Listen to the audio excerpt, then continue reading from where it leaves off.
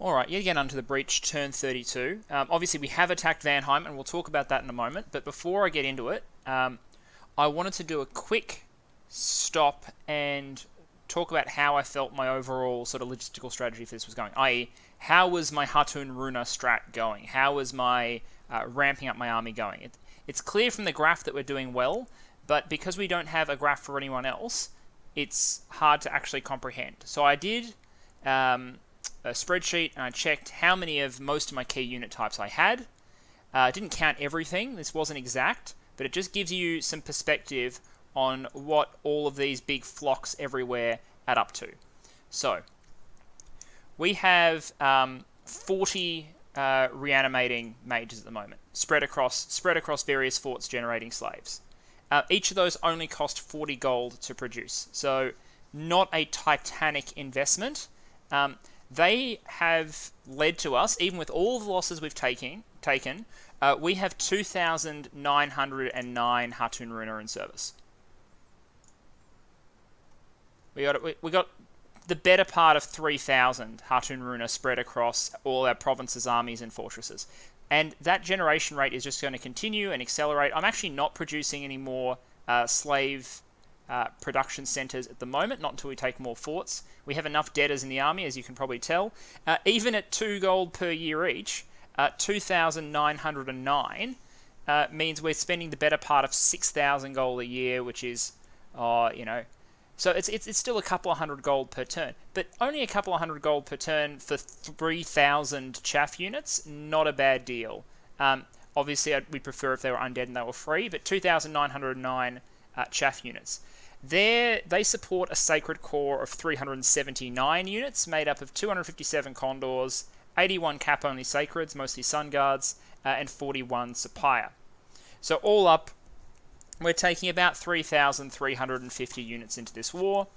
We have 26 Huron priests, so I didn't count the capital-only mages.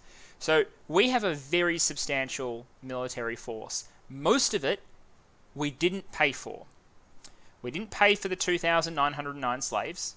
We didn't pay for the 41 pyre. We didn't pay for the condors, and there were more condors. We just lost many. We lost like 100 condors against Uruk. We did pay for the 81 cap sacreds, but put that in perspective, it's one of the reasons we've been able to run our economy when we were poor, was that we didn't spend money on troops. We took shortcuts, we generated them cheaply with gems and summoners and capturing people who defaulted on their mortgages and forcing them under arms, and as a result we have a titanic army. So, let's have a look at how the initial attack on Vanheim went. And as you can see straight away, a majority of our targets were taken essentially without resistance. So, we jumped in to Y Spring Grove. Sorry, I'm just going to shut off Discord. Sorry about that. So we jumped at Y Spring Grove and Dendra Negra, and we just encountered PD. So we took those provinces, no losses. They actually were relatively valuable, 93 and 88 income respectively, and a pearl site and a supply site. Anyway, so that's a good amount of gold that we stole, and we connected that by hitting 91 and 106. Again, moderately valuable provinces. A Garden of Bones here, creating a link. Again, only, you'll see, this is a good example, only PD in these provinces. So we just cleaned that up nice and easily. We jumped on the fortress at 110, and we have every reason to assume that his god is still inside. So this is what we've got. This is where our Sapphire are. We've also got some condors and a whole bunch of chaff, and he chose not to patrol. So, fortress cracked, storming this turn. We've got Hatun Capac leading these guys, 11 morale in some cases with their experienced stars, 10 with the less experienced one, entirely serviceable. At 1 or 2 experienced stars, this is an entirely serviceable chaff unit. It's perfectly fine. On the right, we jumped onto Andoria, and again, Andoria, no real defense. Here we brought our crossbows, our Hoburgs and our normal crossbows, and a much larger pool of units, because we were jumping everything from Uruk itself. We lost a few Sun Guards there, I believe, because they jumped early. We forgot to take them off attack and switch them to hold an attack. So as a result, we shot 2 of our own Sun Guards and 2 of our own Condor Warriors with crossbows. Expensive mistake, but as you heard from our list before, we've got the numbers to do it. Took 113, no real losses against PD. Took 104, no real losses against PD. So not much resistance. Not much resistance so far. The things weren't even particularly active on the western flank, where, let's have a look. This was interesting. So, there was a battle in Bahamut. Here we are. Okay. So, before doubling back on Ulm, Vanheim clearly said, okay, I'll secure the Scelarian fortress first. Which, you know, makes a certain amount of sense. So we'll just fast forward this here. So they ran straight into the Scelarian defense of massed gladiators. And in the end, numbers are going to count here. But these gladiators are good last-minute defensive units because they have those double attack, high damage flails. But in the end, as you can see, there were just enough of Vanheim's Huskals to storm in and eventually get to kill these thaumaturgs and the like. So, there was a battle in Bahamut.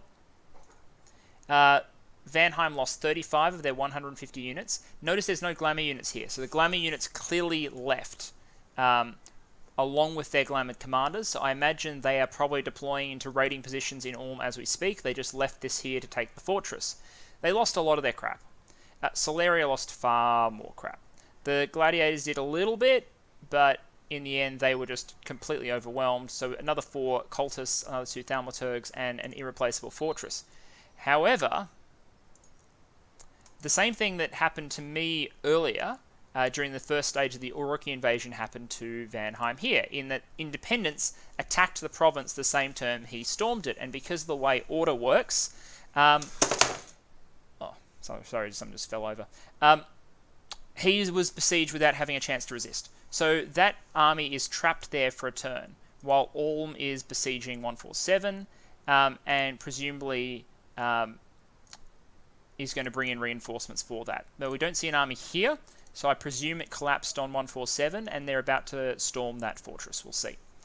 But we do expect raiders to start going off in Ulm because the glamour units disappeared from here.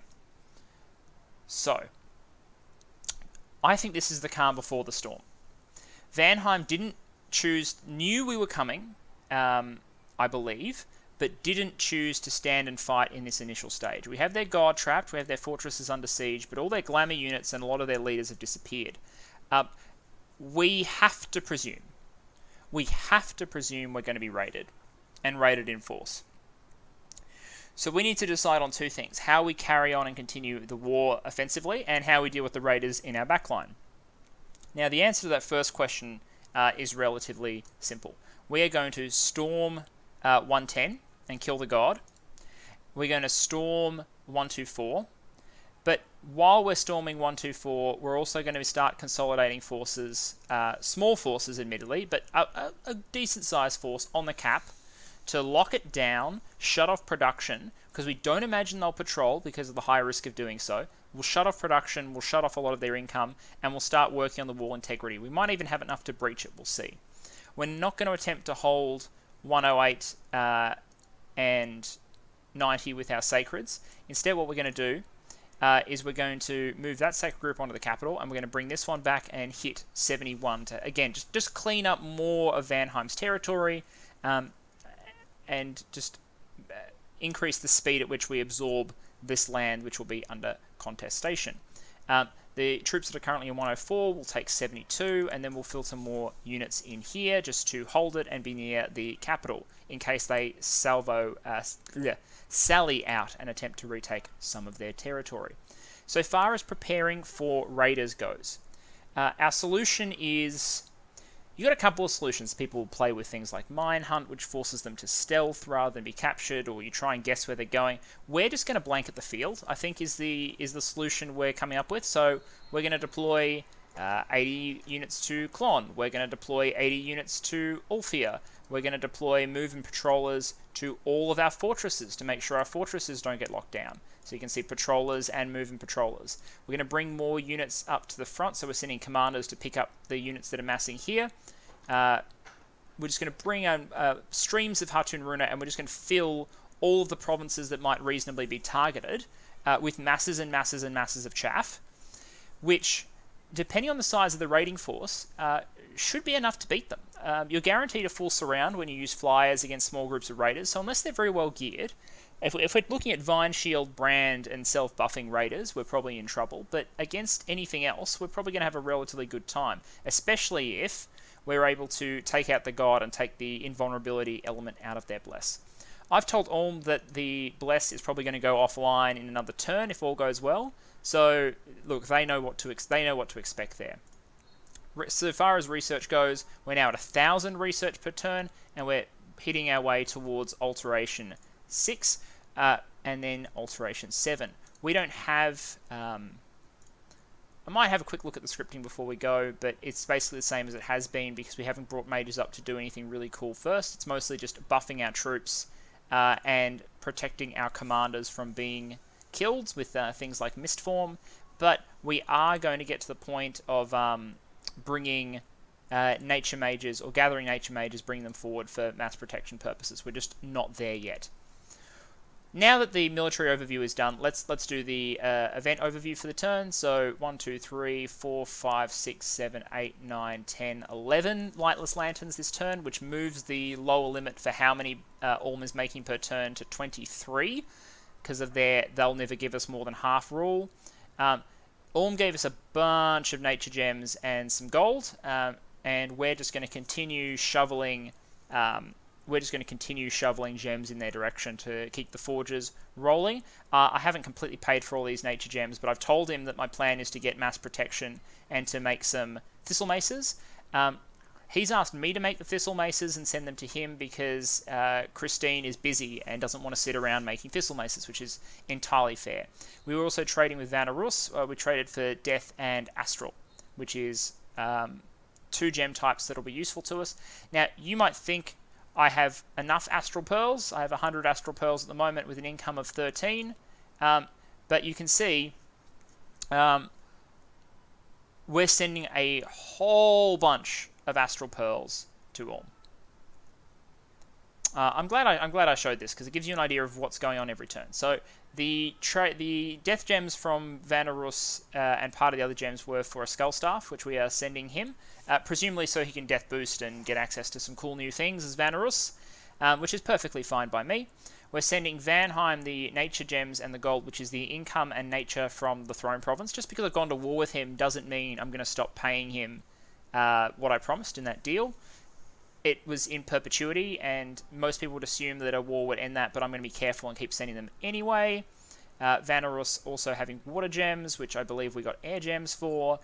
Fire gems and earth gems to Ulm, as always, to keep the forges going. Fewer gems than he would prefer this turn, but we'll keep it going. The 74 Astral Pearls. I'm not sure exactly what Ulm is going on with this stuff, but 74 strikes me as probably an Empower, and with an Empower then crafting boosters. This seems like Ulm is going to try and break into Astral in a big way, but that's what he wanted to trade for, and I'm getting shit tons of lanterns for it, so you know, I'll take the deal. Lanterns and various gem types, so I'll take it, and we will see what comes of it, and I'll keep probing to see what he's doing. We sent a message to everyone just paying tribute to Uruk because they did fight well. We claimed the Throne of Gaia, and claiming the Throne of Gaia, it's going to be partly covered by the fact we also took territory, but that's the claiming of the... Our income is spiking, and you'll see next turn the full effect. It's going to take a while for the growth scales to fully flow through, so you'll see in some places we still have no growth.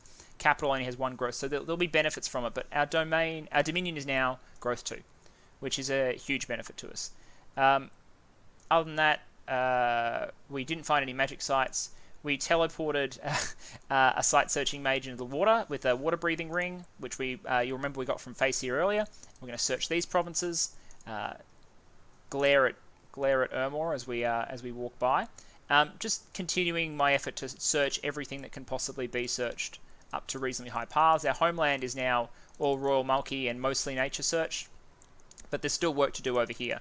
There's lower priority in searching these areas because both Pythium and Uruk in particular did some pretty good searching before they were absorbed into the greater Nazcan Empire.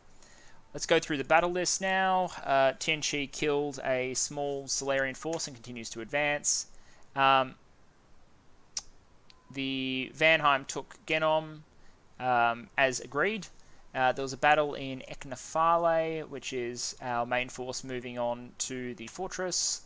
Yeah, versus PD, versus PD, versus PD, versus PD, versus PD, versus PD. Celeria pushed off a tiny Vanarushian force because Vanarus withdrew their main army from Lowmark just to regroup. Andoria, which is the other fortress. Vanheim attacked Celarian 1, which we saw. We got an Earth Gnome, hooray. We lost some population. We lost even more population. We were attacked by independents from a random event, but we just beat them off, which is good. What happened here? I'm not even going to watch it, but I'm betting that even if we hadn't just hugely overwhelmed them, someone would have dropped on the Woodhenge Druid and killed them straight away.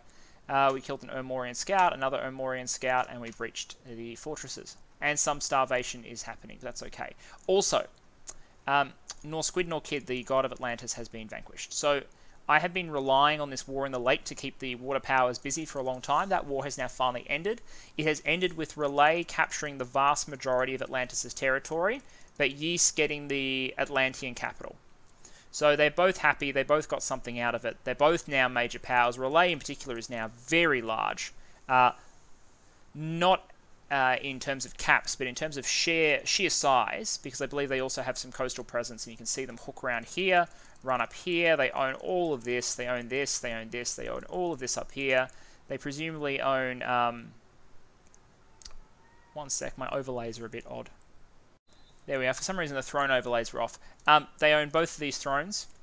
So they've got a really strong position. The problem is they bought a Ermor, and they've been drawn into the Ermor conflict, I think, out of necessity, because they're just being infringed on, and Ermor is a clear and present danger to them. Calum has attacked Lupia, so they've bypassed Asphodel itself, and they're going to take this fortress. We're going to move the scout here because Smokey the Carrion Bear assures us that he's got it all in hand, which he doesn't. It doesn't seem like it, but he says he's got it all in hand. So we're going to go and we're going to have a look. We're going to see what's going on. Other than that, that's the turn. We took a significant swath of Vanheim's territory in the first turn. We expect him to start counterattacking next turn. And we'll see if he puts a dent in those 3,300 units that we've sent to battle. Okay, yet again Unto the Breach, turn 33. We'll do events and national and like world overview quickly at the start, because there's some major events before we tunnel vision in on our war, because the war with Vanheim is now on and the counterpunch has arrived. So, usual, we traded some gems to Ermor. We got some air gems back. We got 6 Lightless Lanterns from Ulm because of the lower pace of fire gems we were able to provide last turn, and also because they had to cut their production a little bit. But we did receive some gold. We've got 16 Nature Gems from Fascia, which we're trading for. We're trying to build up a base of Nature Gems to start really getting our nature capability going, particularly as I want to get a Naiad soon, and I'm diverting my research to get a Naiad and start breaking into nature in a big way, because I'm a really big fan of nature magic personally. I think it's a great school, and I think it synergizes really well with Nazca, and I want serious access to it. So we finished Alteration 6. We're going to Alt 7, but I've inserted Conjuration 5 here in between, which we will hit in one turn because we now have 1200 research. And I'm hoping that it won't actually delay us hitting Alteration 7 by any number of turns, because we'd still need a second turn after this one. This will plonk on 500 on this, make it 1200. We'll increase our RP. We'll still hit Alt 7 at exactly the same time, but we'll hit Conjuration 5 along the way. And Conjuration 5 gives you Contact Naiad. It also gives you Summon Huaka, but I'm mostly here for Contact Naiad. So, all that happened. Funny Guy, Lord of Machaka, Lord of Astral Fires, Master of Death and Rebirth, has proclaimed that the oath growing in his sacred grove is the Mother Oak. Machaka now has Mother Oak. Now, Machaka's quietly gone to strength this game. Everyone underestimates Machaka. But you have to remember, it's general confusion playing a nominally weak nation. So, of course, what he's done is he's rushed one of my fellow superpowers, Solaria, and it looks like he's got him on the ropes. Even before the other powers entered, it looks like he has him on the ropes. He's besieging 102. This is Solaria right here, and he's taken a fortress in Solaria's ring. By all reports, there's nothing that Solaria's armies can do to stop the hordes. He had taken 102, but he pulled back. I believe it's a supply issue, and he'll come back. Same here. So he'll reclaim these, or he may divert to Solaria. Meanwhile, Vanheim has moved back in and defeated a force there. But we'll see that in the battle reports. Anyway, so they're on their way to 2 caps. They've captured some good land, and they now have Mother Oak, which gives them 10 extra nature gems per turn. We need to watch that, because I want to have massively superior gem income to anyone, but 10 nature gems per turn, and I don't imagine you have to overcast it much, is a good asset to any country, and Machaka will benefit from them as well as anyone else. Just that spell alone generates our entire nature income for our entire very large empire. So, that happened. We did 2 raw monkey searches and found nothing. It happens. You've got to be okay with it. Slew of battles, which we'll get to in a moment. Unexpected events, +2 nature gems, minus income resources, minus income, plus fire gems. And then we killed a Kalian scout and a Vanheim scout. That's perfectly fine. So, series of battles. Let's look at other people's battles first, and then I'll just talk about the entire war rather than us having to look at all of them, and then we'll just click through to make sure you didn't miss anything. Orm attacked Summerlands, which is over here, and besieged it. They also took 147 and 122, neither with significant resistance. So Orm has carved this sort of path into Vanheim itself. However, he tells me he's being raided over in this direction. Now, I found out what the Astral Pearls were for. He wanted Astral Pearls not because he's trying to break into Astral with, like, items. He's making golems. I'm not sure how he has the magic he needs to do it, but it makes sense that he at Const 7. We did give him a crystal coin. If he's gotten a Starshine Skull Cap off someone, then he'll have access to golem construction, and with golems he can put the Starshine Skull Cap and the crystal coin on the golem and have S5. So all we now have to accept is a major S power, and I can only assume he's intending to use these to teleport and catch raiders if they don't stealth, or maybe he's using them as support casters, I don't know. But Orm does have Const 7, and Orm is creating golems, and the amount of Astral Pearls we provided is enough for him to create 2 golems and some S items for them. So that's significant. That's a significant boost to Orm's magical diversity and capabilities.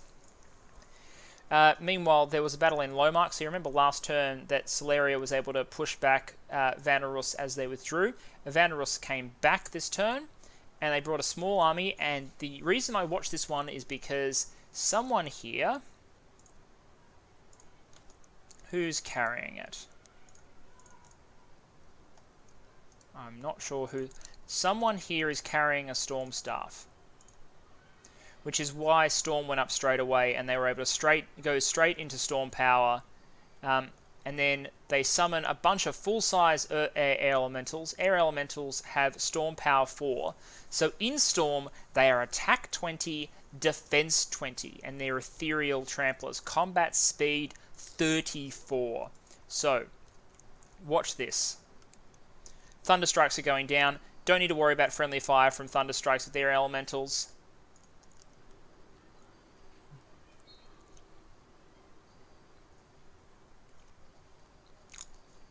You would be a fool to underestimate Vanheim. Even if they don't have a huge territory, they're using Swarm, they're using Thunderstrikes, they have a Storm, and because they have a Staff of Storms, Storm goes up instantly, which means they can stop flyers before they take up, even if they're not on hold and attack orders, which means only Storm flyers are usable against them. Everyone else will just walk towards them like an idiot. And at the moment, my entire army has about 50 Storm flyers. That's not enough.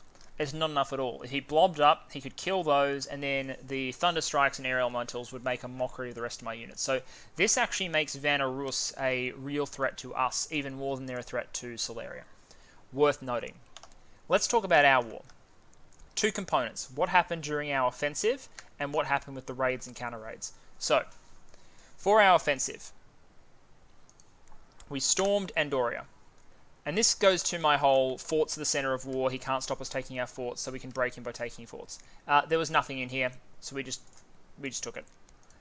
However, as expected, here in 110, where is he? There he is. No, that's the Dwarven Smith. Where's the... There he is. El Guapo Bagan, the Eldest Dwarf. So, Earth 4, Death 5, N1, Blood Mage 4 with some Earth Gems. So his god is here. His god is here along with a couple of Vanyals and a couple of units. So clearly this is not a force that he wanted to be relying on to defend his god. He's summoned the trolls at the last minute, I think. But we've managed to catch his god. So his god summons Earth Power. But by the time his god is getting into his buff cycle, and has summoned one Earth Elemental, we've already jumped in and are killing everything. Now, we haven't stupidly jumped on his god yet, so his god has now had time to cast some more spells. We drop in a few Sacreds, only to be killed by these Skin Shifters. But sooner or later, our units are going to realise there are still units back here. Here come the Sapphire. And Sapphire are actually reasonably good against these guys because they are ethereal. The Hutton Runa come in, and the funny thing is, it's a Hutton Runa. It's a Hutton Runa that kills El Guapo Bagan, which I find hilarious. It's one of our 3,000 semi-free spawn chaff who just walks up to this would-be god, this aspirant to godhood, worshipped by hundreds of thousands, if not millions of humans and elves and whatnot, and just walks up and clocks him in the face with a mace. I love it. So we took Eknafale, and it's 1 Earth Gem. We took Andoria, and it's 1 Earth, 1 Death. Sorry, 3 Earth, 1 Astral, 1 Death. And both of them are good income, so we've seized those 2 forward provinces, and we will start recruiting leaders there. And when we can, we will temple and lab these to move our production forward. We also moved on to Vanheim, did not encounter significant resistance, and the walls have been breached. So what we're going to do here is we're going to storm with just a scout, just to see what's inside. We're going to bring these forces up onto the capital, because I want to break the capital. I don't care if I'm being raided if I break the capital. Our raiding forces will clean up 66 and 82. Just fine.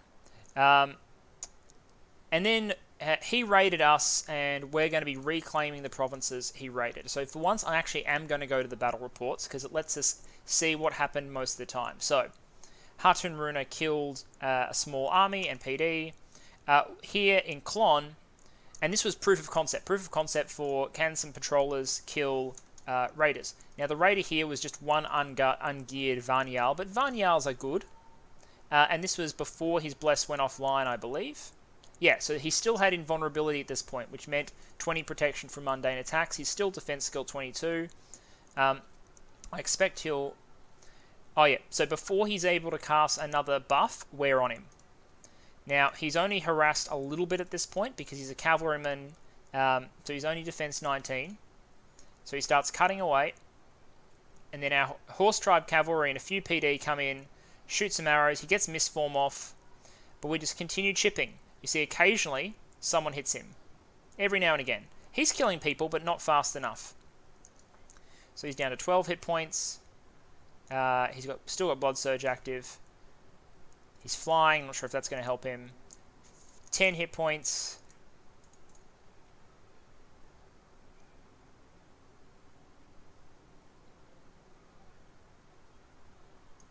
Seven hit points. 6.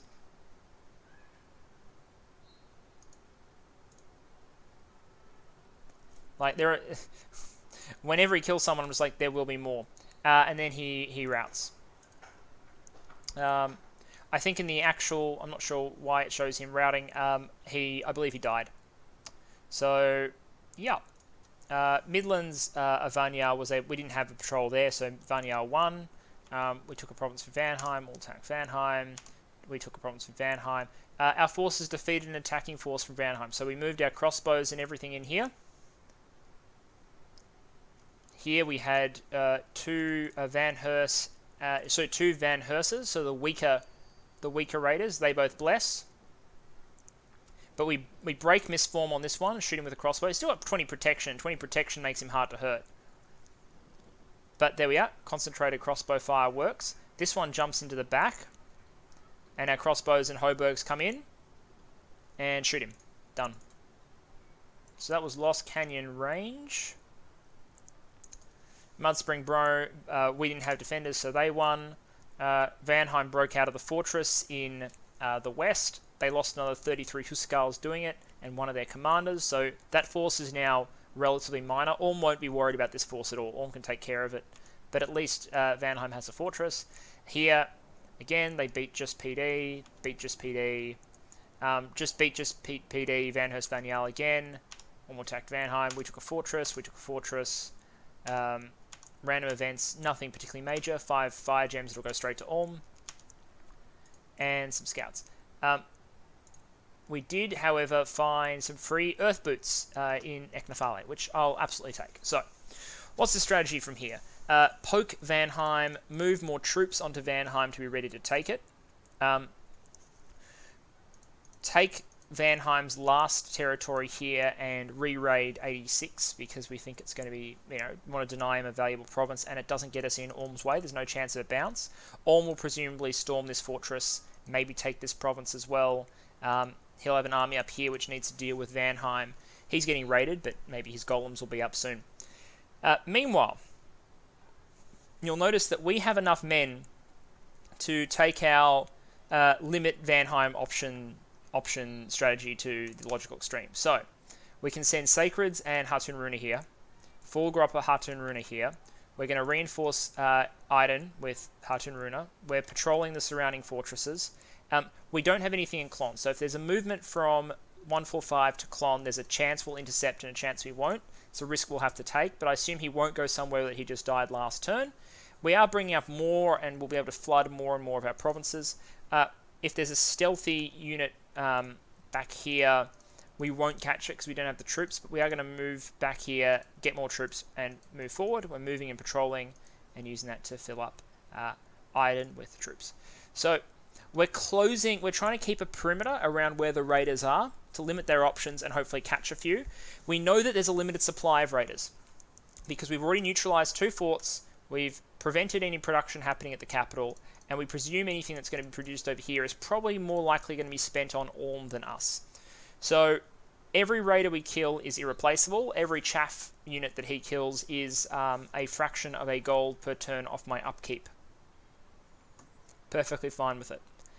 Other than that, no grand strategic moves this turn. The goal is now just to clean this war up as fast as possible so we can begin redeploying north. Facier is fighting a heck of a war, as is Shinoyama, and to a lesser extent, Relay and Kalem. Really holding Ermor at bay as best they can, but not really. Ermor's clearly got everyone's number. Ermor is scarily powerful, but we are researching the tools we're going to need. We're going to have mass protection. We're going to have evocation fire for earthquake. But in order to do it, I need time. I need to finish off Vanheim, and I need to begin the arduous process of redeploying north. But that's probably what's going to happen. I'm under very intense, there's intense social pressure in Dominion's games, and I'm under intense pressure to move north and deploy against Ermor. So we're going to speed this war up. We're going to move as quickly as we can. And go from there. So that was turn 33. I will see you in turn 34. Okay, yet again onto the breach turn 34. This turn I'm going to do events first, then we're going to do the Vanheim front, then we're going to talk about big diplomatic developments in the world and our planning for the future. So, only a couple of lanterns this turn for Orm. That's because Orm's engaged in a effort to counter all of Vanheim's raiders and are mobilising a lot of their mages to make sure they cover every province with patrollers and mage support for the units that are chasing after the the Vanheimers. But so yeah, limited production this turn, but we did get some gems as sort of a sorry for the lower production rate. We finished Conjuration 5, which is important because that unlocks the ability to do Naiads. We summoned Condors. We Cloud Trapezed in an Enchantress, the Enchantress who will serve as our Naiad Summoner eventually. What she's going to do is go underwater into Nuptia, build a lab, and that will be the place that we can create our underwater-only summons, because Naiads are, of course, underwater-only summons. The reason we picked this province is because we didn't want to use one of our sea provinces close to Ermor, in case hostilities later break out there. And between Seastag Lake and Nuptia has, as I remember, my welfare brigade, my 49 shrimp soldiers who are here permanently. So they may as well be there to, defend our valuable unforted lab and Naiad against any raiding attempts later on. So we're going to go down there, build a lab, summon from there. Search for magic sites, found nothing. Yeah, it happens. Relay has named a new prophet, which was presumably because they lost theirs earlier. And I think that was about it. I will observe now, however, that there was 1, 2, 3, 4, 5, 6, 7, 8, 9 scouts killed this turn. 3 Kalian, 3 Phacian, 2 Vanheim, 2 from Vanheim rather. So our patrollers are clearly doing their jobs. Let's talk about the Vanheim front. So there's 2 components to the Vanheim front. There's our offensive area, and then there's the raids in our rear area. So far as our offensive went, we transferred all of our troops to Vanheim, 87, and we also pinged the province. So we sent in a scout just to have a look, and lo and behold, we've got a collection of storm demons, we've got a collection of shades, but not enough shades to really gum up the works. But we've got a good number of storm demons, 2, 4, 6, 8, 10, 11. We've got some Vanheimers, some very experienced heroic Vanheimers. We got some Vanadrots, non-boosted, non-gemmed. One has 2 air gems, one has 3 air gems. And this speaks to my and an amulet, a medallion of vengeance, storm spool. So this is a suicide one. So this is intended to presumably fly into our rear lines and explode. So we'll have to script for that. Now, you might be wondering what I was scared about when I went into Vanheim. What were the spells that concerned me that he might have that would allow him to put up a lot more of a fight than he has? And the answer is Vanheim is storm capable. Vanheim can deny me, the Bird Nation, the ability to fly by casting a spell. So we haven't seen that so far. It hasn't been deployed in any of these battles because we've just moved so quickly. The Vanadrotir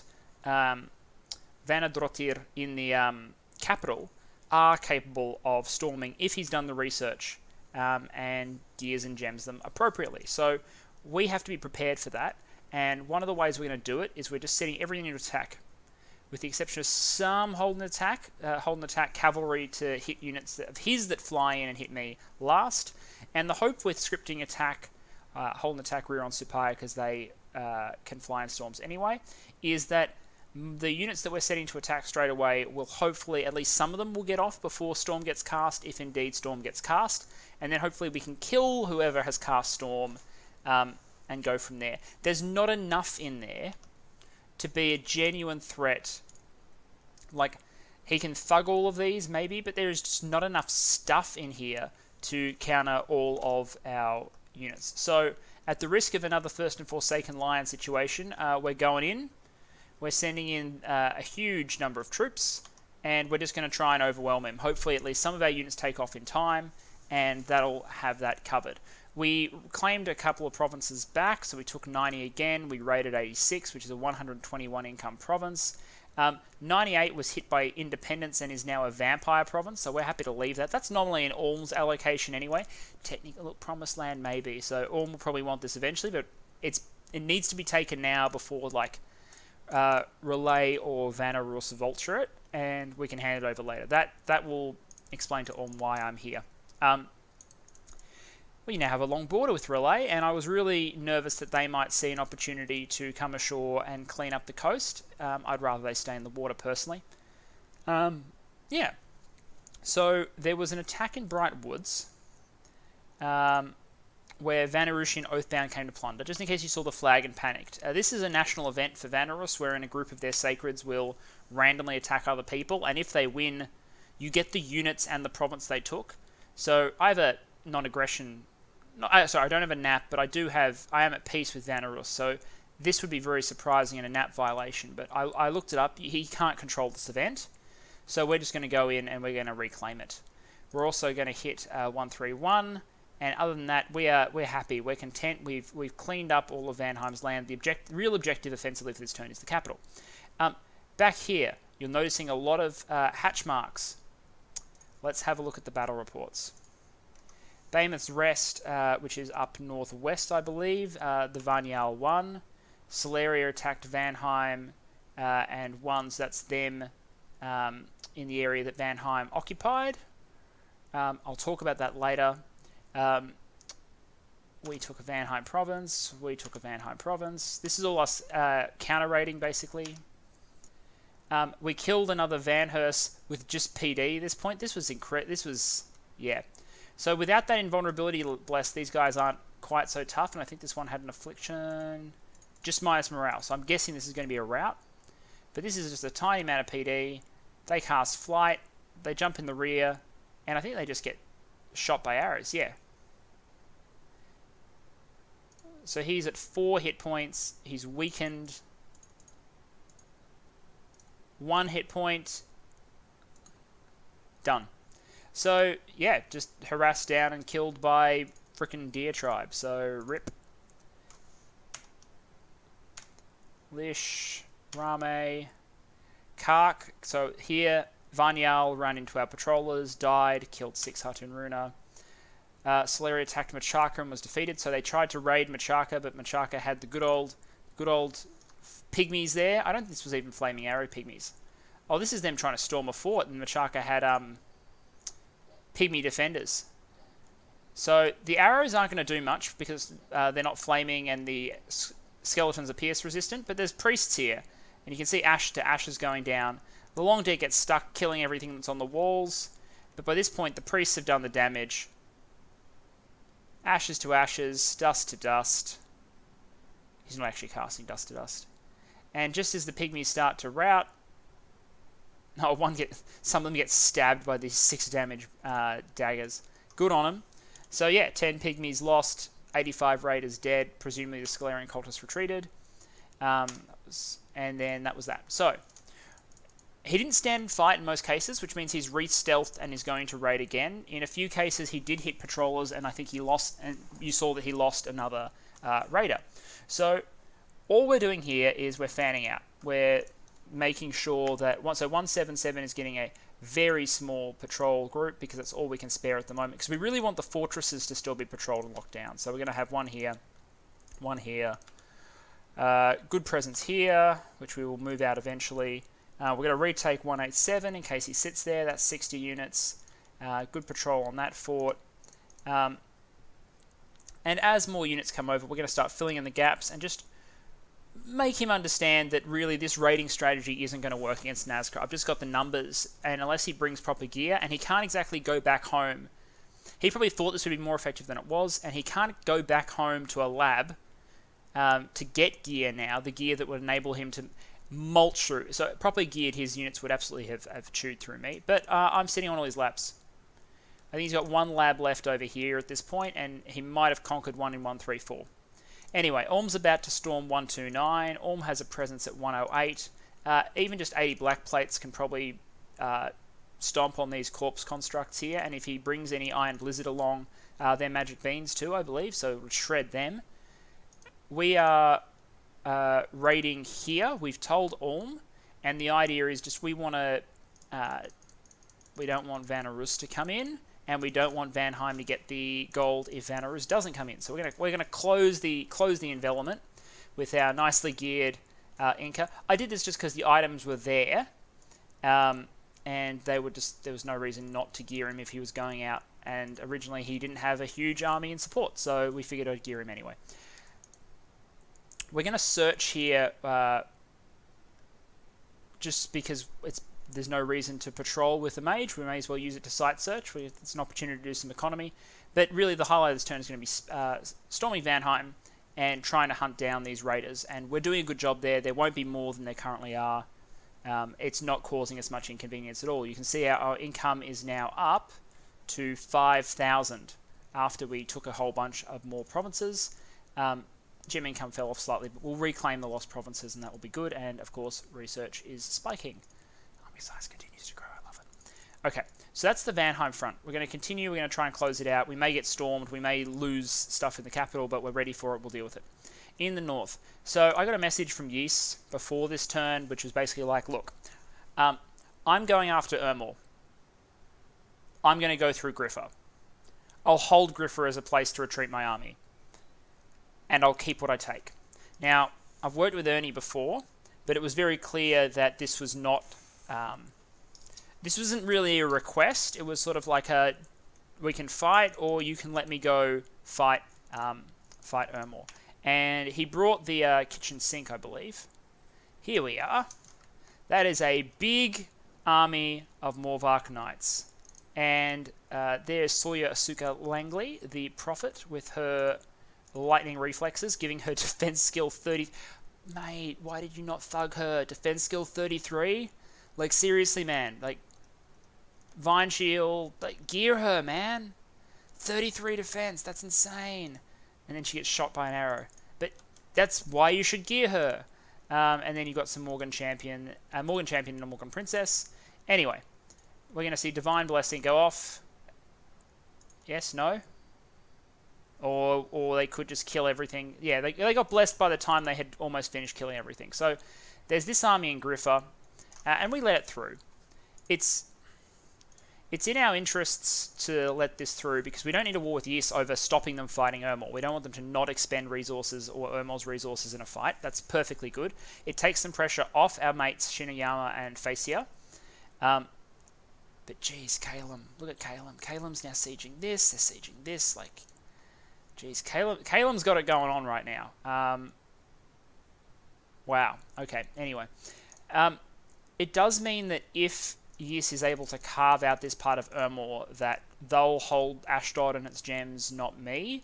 But maybe that's better from a threat perception perspective, that I don't hold Ashdod. There's no income here. I care about the income more than the gems. I'm doing okay on gems. So we're just gonna let Ys attack. We're not going to attack Ermor because we're not allowed to by the terms of our agreement, and if we did, we'd get mulched because we haven't yet. Like, 3,000 chaff is not a solution to Ermor because the chaff can't eat. They can't eat in Ermor's lands. And Ermor has lots of chaff, and its chaff will butcher Hatun Runa. So, yeah, we don't have a future there yet. So we're going to let Ys through. Ys's flame breaths and blesses and all that will help them chew through Ashdod as long as they don't meet a major Ermorian army while they try and take it. And we'll see how it goes. In the meantime, we are building up a whole bunch of troops here for when we inevitably turn our attention that way. And in the meantime, it means we have like 220 odd siege defense, which is enough to hold up the walls for at least a turn or two against all but the most determined assaults. So that is what we are doing there. With that, it's probably best to talk about research, because I've put a lot of thought into research now. We're doing something a little odd. We're going Construction 5, Enchantment 5, Construction 6. Now, this is because we want to get Construction 6. There's no reason not to grab Enchantment 5 as part of the cycle along the way. So we're going to do it. What does each of those get? So Construction 6 and Enchantment 5 are the two valuable goals here. 5 is just generically useful, and I'm going to need it at some point anyway. It's not immediately amazing, but Thunder Ward, if we ever have to fight Calum, is handy. Winter Ward, probably not so handy. The big one here is Horde of Skeletons, and by adding Horde of Skeletons to our repertoire, because I was doing some thinking about how do we give our mages combat potential. If we're fighting in Ermor's land, where we can't bring all of our chaff, and I hope we can bring chaff. I hope that, and this comes to Construction 6, we'll get to in a moment. we can take a bunch of Huron priests and we can spam Horde of Skeletons, and we can at least we can keep up with their spam because they probably won't bring as many mages. We can bring like 20 Huron priests, Horde of Skeletons, and that'll be our front line while our mages do a whole bunch of banishment or whatever to hold them back. So it's a good thing to have in our pocket, especially since we're probably going to want to go enchantment 6 next. You're starting to see where I'm going with this. Construction 6. Construction 6 allows us to do two very important things. The first is it allows us access to cost-effective supply items in the form of the endless bag of wine. The second thing is it gives us access to the Ring of Wizardry. The Ring of Wizardry is an 80 gem booster item that sits in a mist slot and gives you +1 to every path except for blood. Air Taxi to Mordor can make it. I think it's Astral 8, I think, to forge, Astral 7 or Astral 8. Either way, with one booster, with boosters that I have access to now, Frostfather can be Astral 9, so he can forge any Astral item in the game. With that item, and a Staff of Elemental Mastery, and a Flame Helmet, and a Skull of Fire, you start to be able to get really high levels of fire. And at Enchantment 6... you can cast Eternal Pyre at Fire 6. This is just one of the things I have access to. I'm using it as an example. The Ring of Wizardry allows me to access a whole bunch of items that spells that I otherwise wouldn't be able to. I have some Fire 3s sitting around. Nothing more than Fire 3, but I have a Fire 3. So I can forge a Ring of Wizardry, a Skull of Fire, and then either a Flame Helmet or a Staff of Elemental Mastery. And with those together, I can cast Eternal Pyre. With Eternal Pyre, I make 25 gems per turn, and that will help us get even more Lightless Lands out of Ulm. It also gives us access. This will also give us access to some really nice spells like Relief, like Rigor Mortis, which is harder for us to use, but Relief is very easy for us to use, but there might be niche cases where Rigor Mortis is useful. Grip of Winter is useful because we're all cold resistant, so in a more grindy fight, Nazca doesn't normally do grindy fights, but we could do grindy fights. It's also useful because Ulm has expressed interest in borrowing one if we make one for compensation, and I'm not sure they're the only power out there that would be willing to do it. They don't know we're making it. They've said, if you go Construction 6 and you have your Super Astral God, can you make a Ring of Wizardry? I will pay you gems to borrow it for a few turns. Which is a good deal. We can lease it out and give him access to some things if we want to see him do that sort of boost. So anyway, we're going to get access to a major booster there. Some access to some cool things. And sort of macro our spell economy a little bit. Get a gem gen up to compete with Mother Oak, and then we'll go back to doing evocation or maybe alteration. We'll see. Probably still evocation at this point, but there's some attractive stuff in alt. I will almost certainly finish alt at least for alt 7 and get mass protection, as I've talked to before, because mass protection plus relief plus fog warriors. Yeah, mate, suddenly we're cooking with gas, as they say. Our armies will be able to stand up to a lot more, deal with a lot more, and we can only go higher and further from there. Anyway, I won't talk too much more about anything else. For now, just know that Kalim is on the offensive, Vanarus is on the offensive but less confidently than some of the other powers. Machaka is certainly looking like they're trying to shut this down. They've got Solaria under siege. They'll probably clean up these forts soon.